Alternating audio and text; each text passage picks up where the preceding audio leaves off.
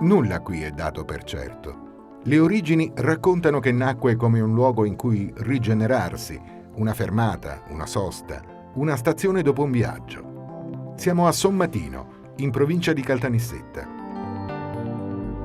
Sulle origini del nome, le ipotesi sono tante e tutte suggestive.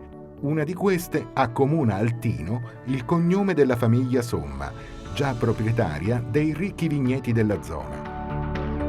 Alle tradizioni qui contribuiscono tutti e al turista non resta che l'imbarazzo della scelta tra la ricostruzione degli antichi mestieri nell'antico borgo, dove all'iconografia delle case contadine si aggiunge la preparazione della ricotta fresca e del pane,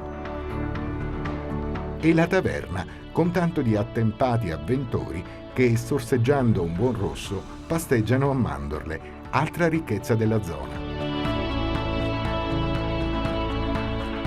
Sì, perché da quando le miniere di zolfo sono state abbandonate, entrando a far parte del paesaggio che circonda il paese, testimonianza di un'archeologia industriale ormai relegata al secolo scorso, l'economia della zona si è arricchita delle pregiate coltivazioni e di piccole industrie in crescita, come questo nuovissimo birrificio.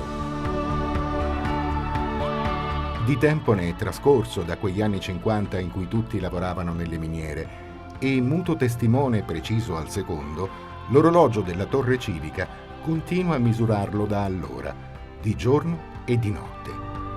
Ma intorno quasi tutto è cambiato, a partire dall'ospitalità di cui Sommatino fa godere il visitatore. Le strutture d'accoglienza non mancano, moderne ed attrezzate di tutto punto.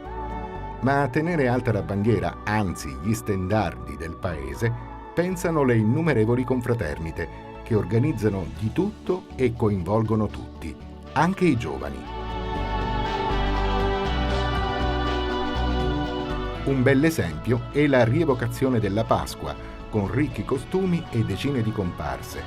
Ma forse la più caratteristica delle tradizioni è il Tuppi Tuppi, che racconta la fuga della Sacra Famiglia in Egitto.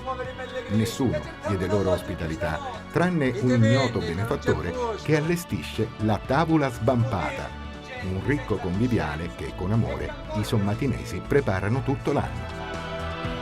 E proprio per non perdere i sapori di una terra in cui nel corso dell'anno la tradizione sposa la quotidianità, non resta che passare da questi luoghi. Buon viaggio!